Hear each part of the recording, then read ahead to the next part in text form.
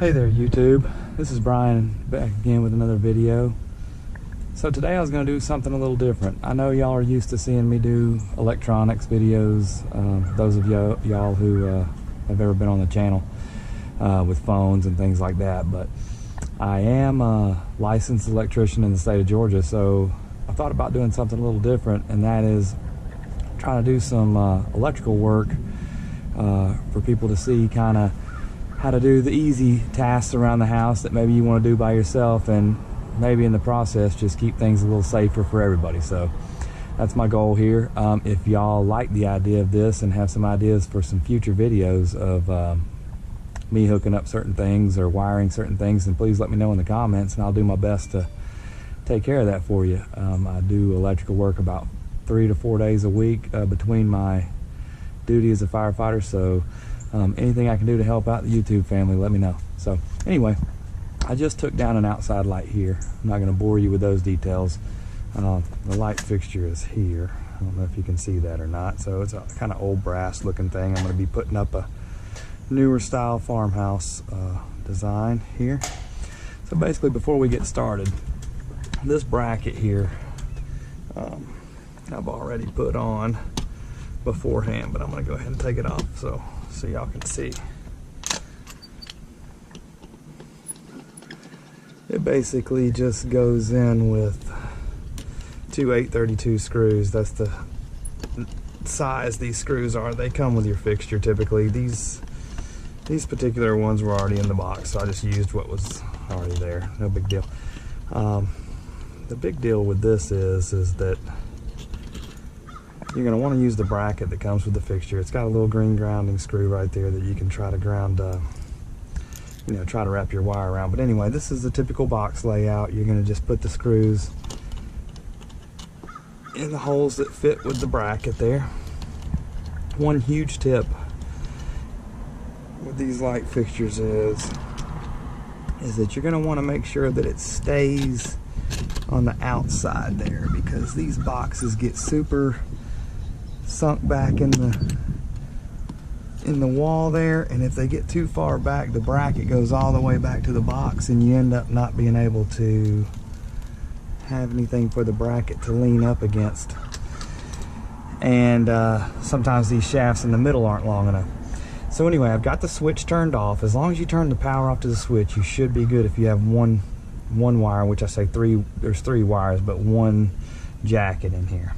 Some of the older houses have multiple wires all tapped in the box, and in that situation you might have some hots in the box even if your switch is off. So if you're in doubt, turn the breakers off. But this one's got a ground here, which is a solid bare copper, the white, which is the neutral wire, and the black, which is the hot wire or the switch leg that turns on the light. So we're going to take our wire nuts. First things first, go ahead and assemble your light if it's not too bulky. Like I've already put on the shade and put the bulb in, no big deal. So you're going to want to connect your wire nuts and do a really good job at connecting these wire nuts. This is the main problem that I see out in the field, is people put these wire nuts on and don't get a good twist on them, and they end up popping off right when I take down the light fixtures, which is dangerous because loose connections are what typically will cause heat, and that's what causes house fires. So you want to get a good twist on all the wires here. If you're worried about them, just give them a little twist or a little pull just to make sure they're tight. Like this up here, this green screw I was telling you before, you can kind of just loop this on there. See, my wire nut just came off on that one. These ground wires are a little tricky sometimes, so. Not to mention these little orange wire nuts, they're good, but they just don't hold all that well unless you get a really good grip.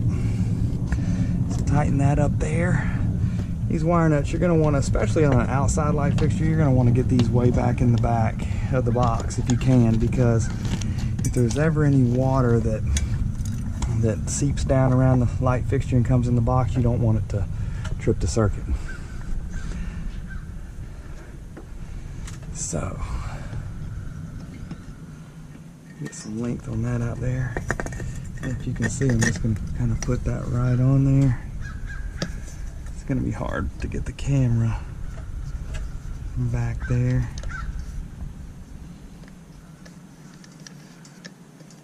All right, and that's it.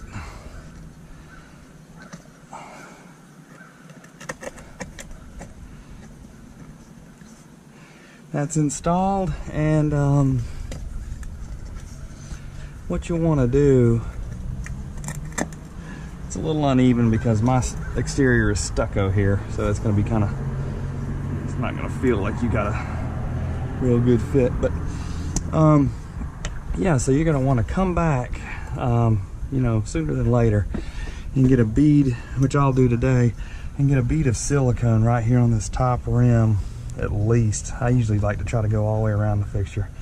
That prevents it from water coming down into the fixture and causing a problem. But anyway, that's that, and yeah, not too bad. You got your light fixture up, one thing checked off the honey-do list. Anyway, if y'all have any ideas for any more videos, please let me know, and thank you for watching. Goodbye.